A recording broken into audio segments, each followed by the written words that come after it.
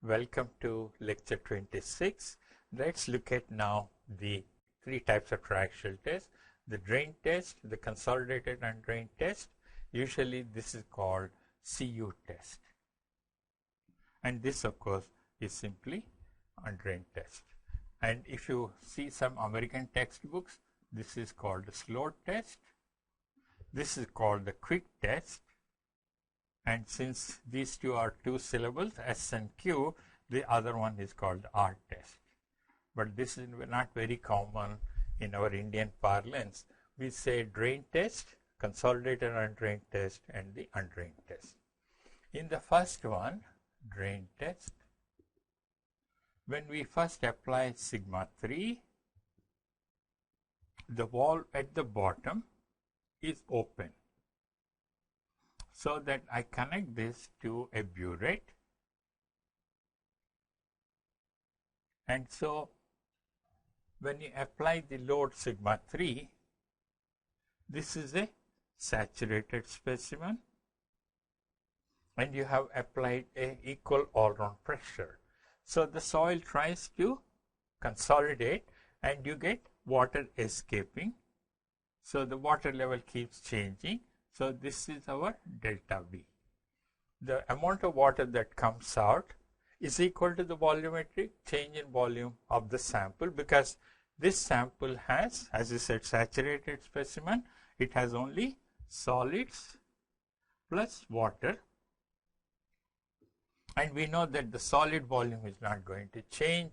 So whatever water that escapes, maybe 10 cc, 12 cc, that will be the change in volume of the sample. You know the initial volume of sample, say V0 is equal to pi d square by 4 into length. You know diameter is 37.5 millimeters, length is 75 millimeters, so V0 is known. You have now found out how much volume of water has come out. So can I say the volumetric strain is equal to delta V by V0.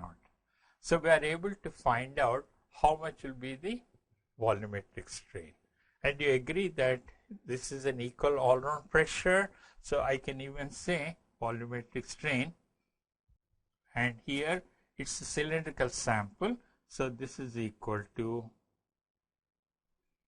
if you have a cylinder, you agree that the deformation is axisymmetric. So the two lateral strains, epsilon 2, epsilon 3 are equal. And when you have equal all-round pressure, epsilon 1 is equal to epsilon 3. So that epsilon 1 is volumetric strain by 3. So in this case, you are allowing drainage.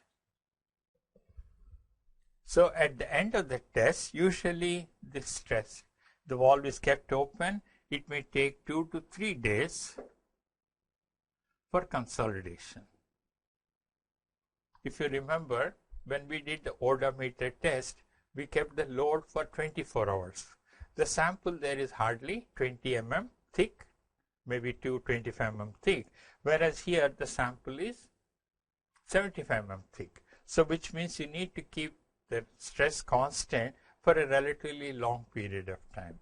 So apply sigma 3, allow the water to escape, and you keep taking the readings of the volume collected in the burette as a function of time. And you will see that after something like 48 to 72 hours, most of the water would have come out, and then you can say this sample is completely consolidated. So basically in the first part, it is already drained, so it is consolidated. And then you apply the deviatoric stress. And once you allow this consolidation, can I say that at the end of 3 days, U is equal to 0, so effective stress is equal to total stress. In a drain test, U is 0 at the end of the test, so the effective stress sigma prime is equal to the total stress sigma, because sigma is equal to sigma prime plus U, and if U is 0, obviously the two stresses will be the same, effective and total stresses. And that is the whole idea of this test. So in the first part, you have allowed it to consolidate. In the second part, when you apply the deviatoric stress, sigma 1 minus sigma 3, this motor is run at the slowest speed. Let us say something like 0.1 millimeters per, say, hour. I raise it so slowly that when you are applying this deviatoric stress sigma 1 minus sigma 3, whatever pore pressure that is generated is again open, the valve is open, and the pore pressure gets dissipated. So even during the application of the deviatoric stress, the valve is kept open and the pore pressure is always 0. And to ensure that it is always 0, you have to load it very slow. And that is why it is called a slow test. If you saw the earlier one, it may take to test one sample after consolidation. Please note that the consolidation has taken 2 to 3 days. And now if you want to apply the deviatoric stress, it may take 8 to 12 hours in order to apply the full deviatoric stress. So when you apply the deviatoric stress now, this is the deviatoric stress. You can now measure the vertical strain or the displacement from which we get the strain. Because you are applying the vertical stress, I'll use this dial gauge and I can now plot epsilon 1 against sigma 1 minus sigma 3, and I'll get a curve of this kind or curves of this kind.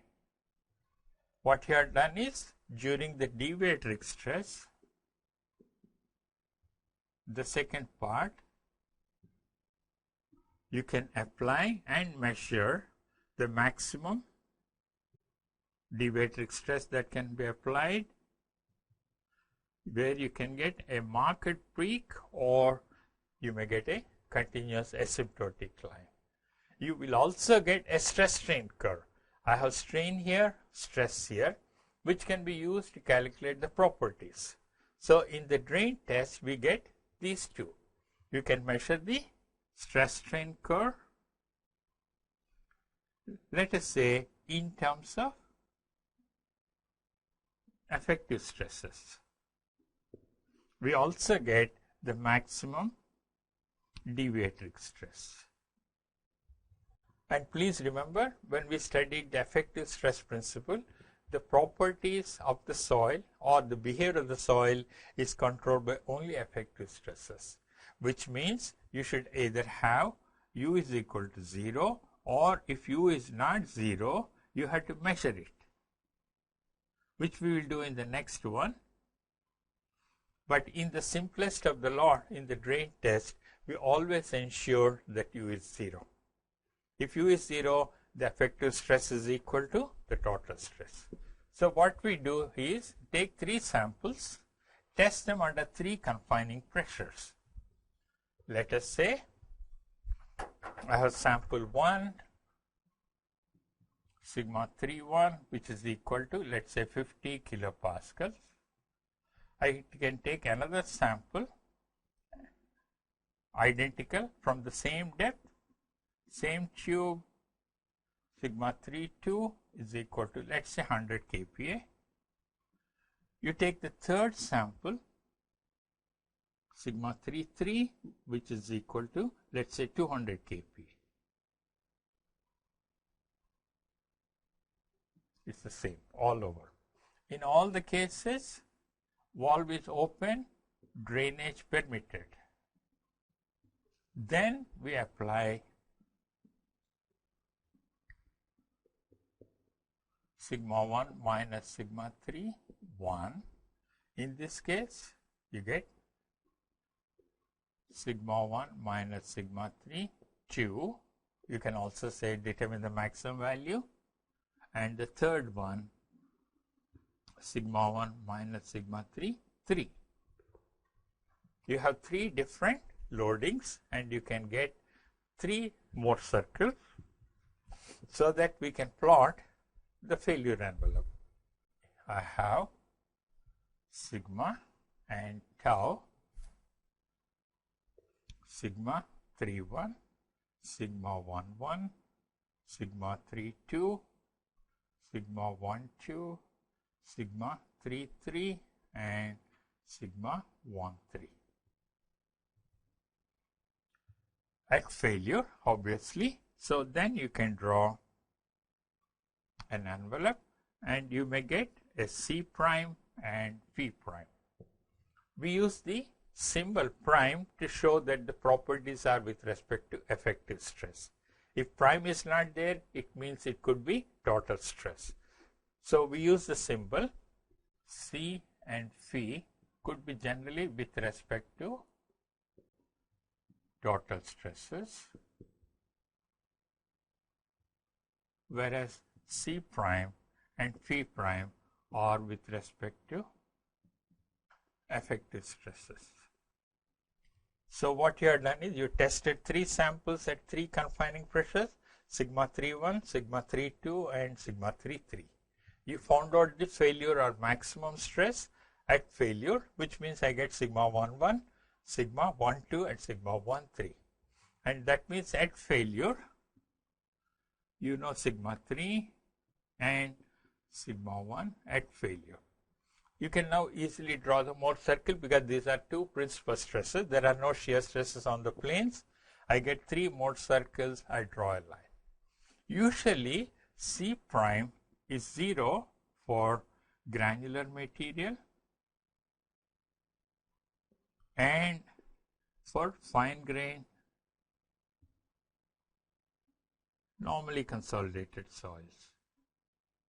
So even clays and silts, if they are normally consolidated, there will be no cohesion with respect to effective stress. Then you will have to say tau is equal to sigma prime times tan phi prime. Please remember, when I say phi prime, it is with respect to effective stresses, so I should use effective stress here in order to get the shear stress. What you find interesting is you can see that here the Mohr circle is tangent to the failure envelope is tangent to Mohr circle at this angle, which is equal to pi by 2 plus phi. So when I look at the actual sample, you get an actual failure surface inclined at pi by 4 plus phi by 2. And the whole idea of testing under triaxial condition is to verify whether such failure is going to take place or not. Either it will try to fail along this, or it may try to bulge under large deformations.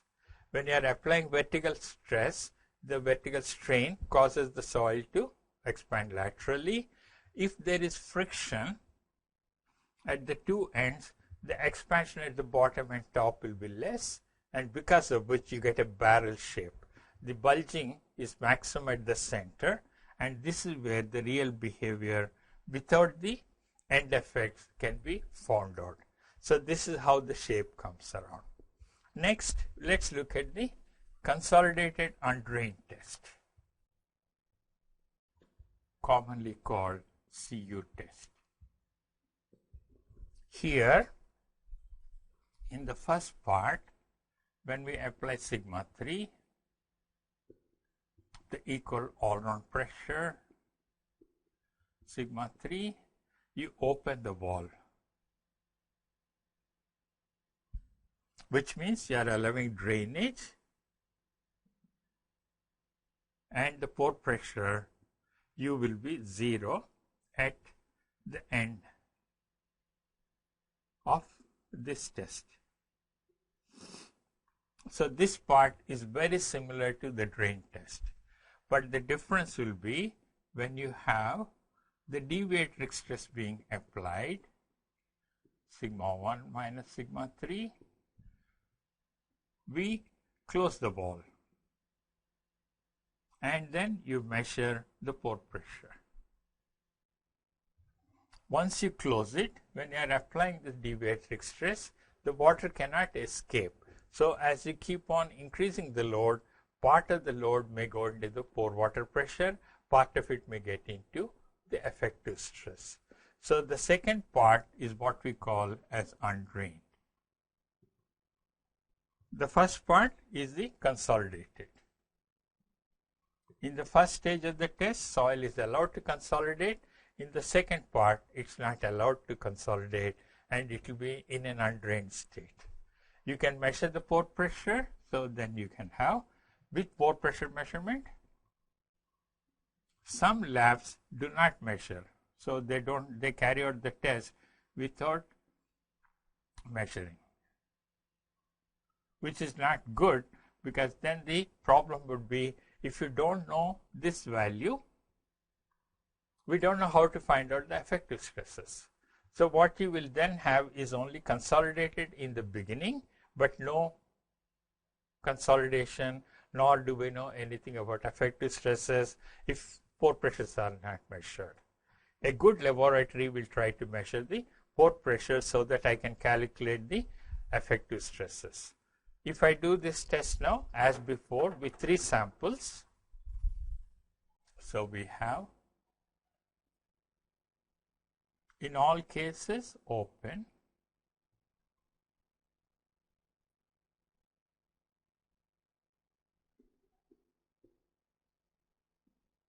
which means U is equal to 0 at the end of the test. Now you are applying the deviatric stress, sigma 1 minus sigma 3, 1, sigma 1 minus sigma 3, 2, and sigma 1 minus sigma 3, 3. So please remember, these are the 2 stages of the test, so that finally you will have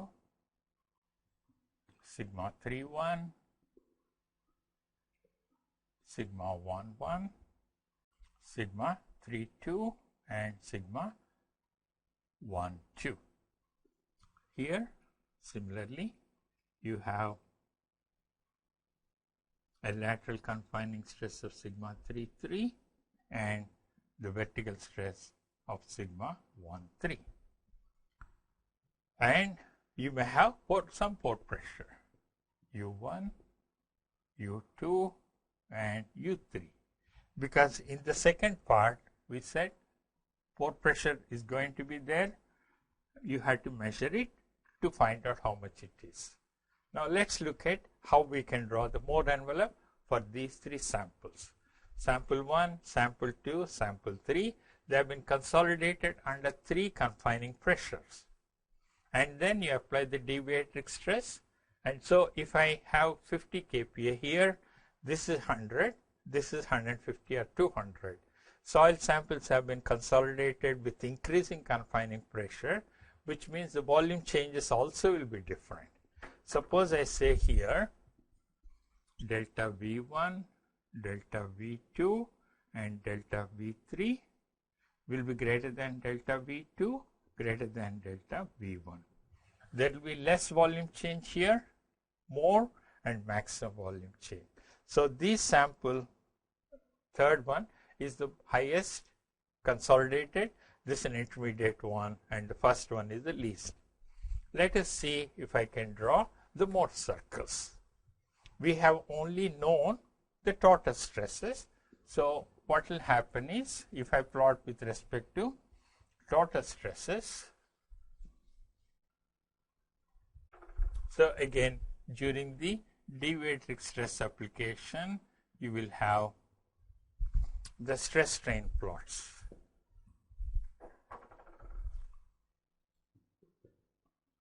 So you will have curves like this. This would be sigma 1 minus sigma 3, failure for 1, sigma 1 minus sigma 3, F2, and sigma 1 minus sigma 3, F3. So I know the maximum stress the sample can withstand or take without failure. So I'm plotting sigma, and vertical axis is tau, sigma 3, 1, sigma 1 at failure, sigma 3 sigma 1 2 at failure, sigma 3 and you will have sigma 1 3 at failure. And again you can draw an envelope and you will get, we'll write it now, CCU, and this is called phi CU. Why? Because you have plotted with respect to total stresses and not effective stresses yet. We know that it is consolidated under the confining pressure sigma 3(1), but when you apply the deviatoric stress, you have not accounted for the pore pressure. So that is why we describe these as cohesion under consolidated undrained test, CU test. Similarly, phi CU, angle of shearing resistance,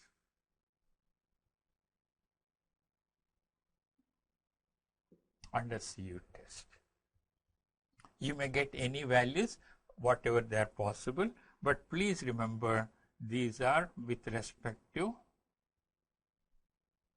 effective stresses.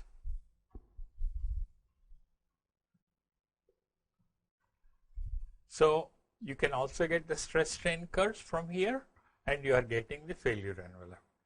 And now let us say you have measured the pore pressure. If pore pressures are measured, we can simultaneously plot here epsilon 1 versus u. You get curves of this kind, where you will find this is pore pressure at failure for the first sample, pore pressure at failure for the second sample, and pore pressure at failure for the third sample. So what you have found out is you have measured the pore pressure through a pressure gauge.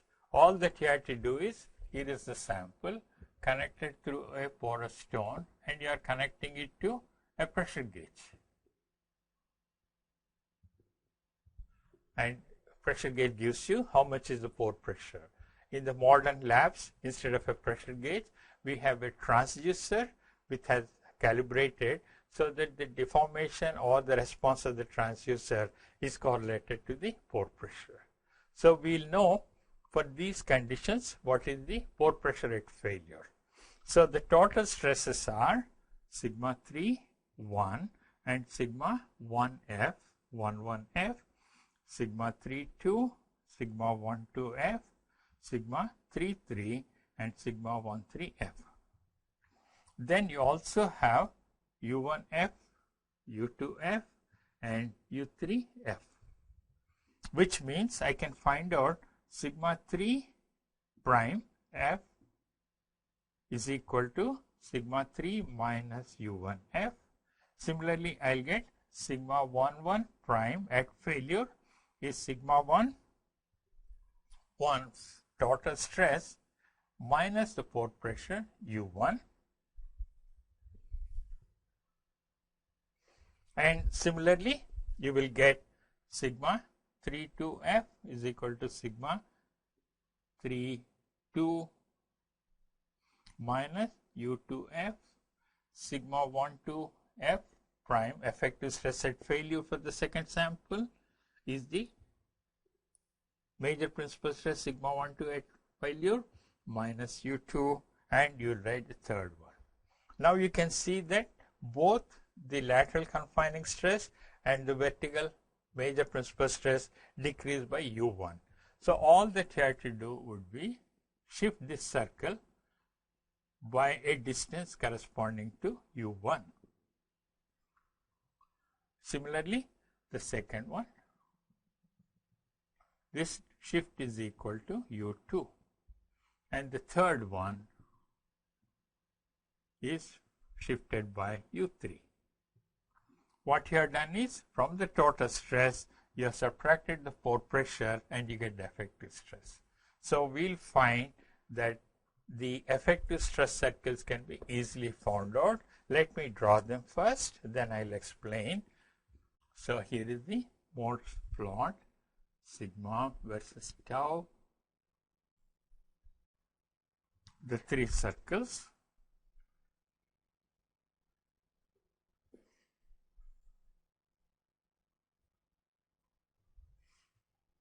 Here you will find that if you are plotting the Mohr envelope, you get phi prime, and with respect to total stresses, you get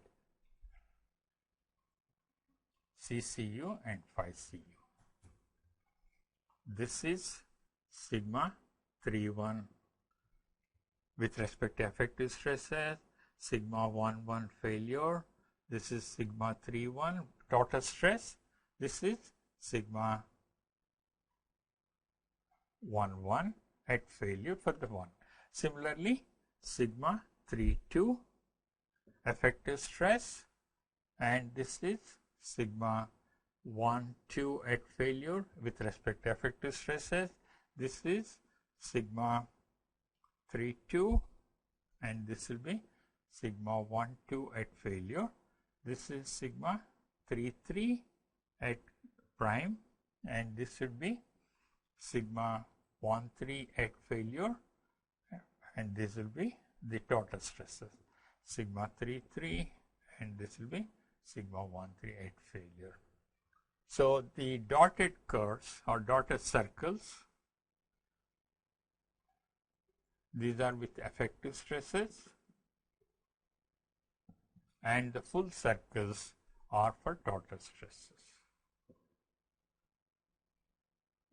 So when I plot this, what I find interesting is that I can get, once I calculate effective stresses, that means you have measured pore pressure and you know the effective stresses.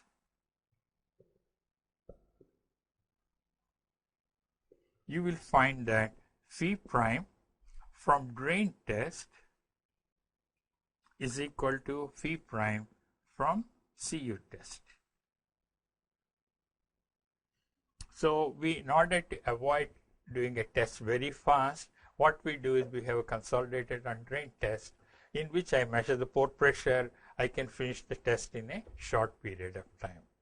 If you do not measure the pore pressure, we'll only have effective stresses, then you will get the undrained cohesion CCU and phi CU.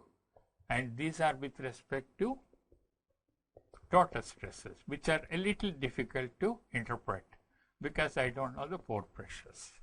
The third type of test we use is undrained test, in which you do not allow any drainage. So in all the cases, you have to measure the pore pressure, and if you don't, then you have very little information. We have what is called only the undrained state. So in the undrained test,